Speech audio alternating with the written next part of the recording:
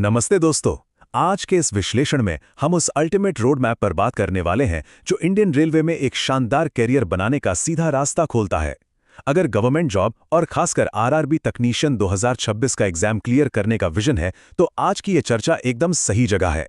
सबसे पहले जरा इस नंबर पर गौर कीजिए, 6565।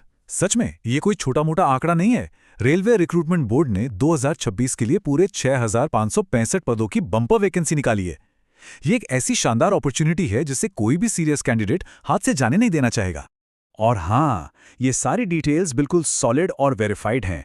ये देखिए, सरकार की ऑफिशियल सेंट्रलाइज्ड एम्प्लॉयमेंट नोटिफिकेशन यानी CEN नंबर 02/2026। हमारी आज की पूरी चर्चा इसी ओरिजिनल डॉक्यूमेंट पर आधारित है, जिसमें डेट से लेकर वैकेंसी तक का पूरा पक्का हिसाब किताब दिया गया है। आगे बढ़ने से पहले फटाफट देख लेते हैं कि आज के एजेंडे में क्या क्या है। हम बात करेंगे 1.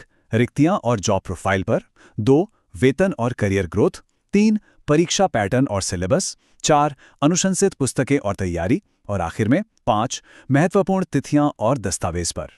तो चलिए सीधा शुरू करते हैं पहले सेक्शन से, रिक्तियां और जॉब प्रोफाइल। अब सबसे बड़ा सवाल ये है कि आखिर सबसे ज्यादा मौके कहाँ छुपे हैं। डेटा बिल्कुल क्लियर है। सेंट्रल रेलवे में सबसे ज्यादा 870 वैकेंसीज हैं। उसके ठीक बाद सदर्न रेलवे में 785 और NF रेलवे में 701 पद हैं।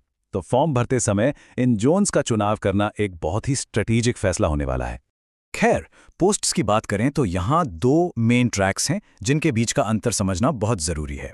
एक है टेक्नीशियन ग्रेड 1 सिग्नल। इसके लिए साइंस में BSc, डिप्लोमा या BTech चाहिए और एज लिमिट 18 से 33 साल है। वहीं दूसरी तरफ है टेक्नीशियन ग्रेड 3, जिसमें सबसे ज्यादा पद हैं। इसके लिए 10वीं पास होने के साथ साथ संबंधित ट्रेड में ITI होना अनिवार्य है और यहाँ एज लिमिट 18 से 30 साल ही रखी गई है। आगे बढ़ते हैं अपने दूसरे सेक्शन पर, जिस पर सबकी नजरें होती हैं, वेतन और करियर ग्रोथ। पैसा किसे अच्छा नहीं लगता, है ना? तो सैलरी का ब्रेकडाउन थोड़ा ध्यान से देखिए। टेक्नीशियन ग्रेड 3 पे लेवल 2 में आता है, जिसका बेसिक पे भले ही 19,900 रुपए से शुरू होता हो, लेकिन महंगाई भत्ता, मकान किराया और ट्रैवल अलाउंस जुड़ने के बाद शुरुआती इन हैंड सैलरी आराम से 28,000 से 35,000 रुपए महीने तक पहुंच जाती है। वहीं ग्रेड 1 की बात करें तो वो सीधे लेवल 5 में आता है, जहां बेसिक पे ही 29,200 रुपए है। लेकिन बात सिर्फ शुरुआती पैसे की थोड़ी ना है, बात है लंबे सफर की। एक बार रेलवे में एंट्री मिल गई तो करियर का ग्राफ काफी तेजी से ऊपर जाता है। ग्रेड 3 से शुरुआत करके सीनियरिटी और डिपार्टमेंटल एग्जाम्स के जरिए ग्रेड 2, फिर ग्रेड 1 सीनियर टेक्नीशियन और आगे चलकर जूनियर इंजीनियर तक का एक जबरदस्त लंबा सफर तय किया जा सकता है। अब आते हैं उस पड़ाव पर जहां सबसे ज्यादा मेहनत करनी है, सेक्शन 3, परीक्षा पैटर्न और सिलेबस। देखिए, सिलेक्शन प्रोसेस 4 बहुत ही स्ट्रिक्ट स्टेप्स में बटा हुआ है। सबसे पहले ऑनलाइन अप्लाई करना है, उसके बाद कंप्यूटर बेस्ड टेस्ट यानी CBT 1 होगा। इसे क्लियर किया तो CBT 2 देना होगा और आखिर में डॉक्यूमेंट वेरिफिकेशन के साथ मेडिकल टेस्ट। एक बड़ी राहत की बात यह है कि इस रोल के लिए कोई अलग से CBAT यानी एप्टीट्यूड टेस्ट नहीं रखा गया है। इन दोनों CBTs में जमीन आसमान का अंतर है। CBT 1 बस एक क्वालिफाइंग स्टेज है, जहां 60 मिनट में 100 सवाल हल करने होंगे। लेकिन असली दंगल CBT 2 में होगा, जो एकदम पोस्ट स्पेसिफिक है। ग्रेड 3 वालों के लिए इसमें 175 सवाल होंगे और पूरे 2.5 घंटे का वक्त मिलेगा। बस एक वार्निंग जरूर याद रखनी है, दोनों ही एग्जाम्स में 1/3 नेगेटिव मार्किंग है, तो अंधे तुक्के लगाना काफी भारी पड़ सकता है। सिलेबस तो वैसे समंदर जैसा है, पर स्मार्ट स्टडी करने वालों को पता होता है कि फोकस कहां करना है। मैथ्स में लाभ हानि और अनुपात जैसे टॉपिक्स हाई वेटेज हैं। साइंस में ह्यूमन बॉडी और न्यूटन के लॉज अक्सर पूछे जाते हैं। टेक्निकल सेक्शन की बात करें तो लीवर और सिंपल मशीन्स पर अच्छी पकड़ होनी चाहिए। और जनरल नॉलेज में डिफेंस यानी भारतीय सेना से जुड़े फैक्ट्स बिल्कुल टिप्स पर होने चाहिए।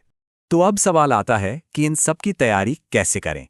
यह है हमारा चौथा सेक्शन, अनुशंसित पुस्तकें और तैयारी। बाजार में तो सैकड़ों किताबें हैं, पर ढेर सारा मटेरियल इकट्ठा करके कंफ्यूज होने से बेहतर है कुछ सॉलिड किताबों पे भरोसा करना। मैथ्स के लिए RS अग्रवाल की किताब बेहतरीन फाउंडेशन तैयार करती है। साइंस के लिए इधर उधर भटकने की जरूरत नहीं, क्लास 6 से 10 तक की NCERT किताबें ही गोल्डन स्टैंडर्ड हैं। और जनरल नॉलेज के लिए ल्यूसेंट पब्लिकेशन एकदम सटीक है। पर सिर्फ थ्योरी पढ़ने से एग्जाम क्लियर नहीं होता। असली गेम चेंजर कुछ और ही है। मॉक टेस्ट और पिछले वर्ष के प्रश्न पत्र, यही वो सीक्रेट वेपन्स हैं जो एग्जाम हॉल वाले प्रेशर को हैंडल करना सिखाते हैं। अपनी स्पीड और स्टैमिना बढ़ाने के लिए लगातार कंप्यूटर बेस्ड मॉक्स की प्रैक्टिस करना एकदम अनिवार्य है। चलिए अब आते हैं अपने आखिरी और बहुत ही क्रूशल सेक्शन पर, महत्वपूर्ण तिथियां और दस्तावेज। क्योंकि सब कुछ पढ़ लिया और फॉर्म ही रिजेक्ट हो गया तो क्या फायदा। इन डेट्स का एकदम रट्टा मार लीजिए। एप्लीकेशन 30 जून 2026 को ओपन हो रही हैं और अप्लाई करने की आखिरी तारीख है 29 जुलाई 2026। वहीं सीबीटी एग्जाम्स संभावित रूप से मार्च 2026 में शेड्यूल किए गए हैं, तो तैयारी करने के लिए एक बिल्कुल फिक्स्ड टाइम फ्रेम सेट है। अब जरा डॉक्यूमेंट्स भी चेक कर लीजिए, क्योंकि वेरिफिकेशन के वक्त इनमें से एक की भी कमी सीधा डिस्क्वालिफिकेशन बन सकती है। आधार कार्ड बिल्कुल मैंडेटरी है बायोमेट्रिक वेरिफिकेशन के लिए।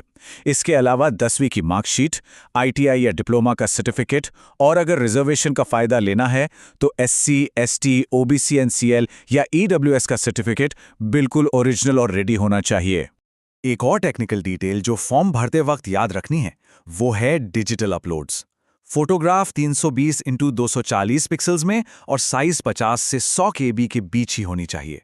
वहीं सिग्नेचर 140x60 पिक्सल्स और 30 से 50 KB के बीच होना चाहिए। एक छोटी सी गलती और फॉर्म रिजेक्ट, इसलिए इन डिटेल्स को बिल्कुल इग्नोर नहीं किया जा सकता। तो दोस्तों, इस पूरे रिक्रूटमेंट प्रोसेस का हर एक जरूरी हिस्सा अब डीकोड हो चुका है। रोड मैप एकदम क्लियर है और मंजिल सामने है। आखिर में बस एक ही सवाल बचता है, क्या 2026 की उस फाइनल मेरिट लिस्ट में जगह पक्की हो पाएगी? ये पूरी तरह से आज की मेहनत, लगन और एक सॉलिड तैयारी पर डिपेंड करेगा। इस विश्लेषण की जानकारी से लैस रहें और बिना देरी किए तैयारी आज से ही शुरू कर दें।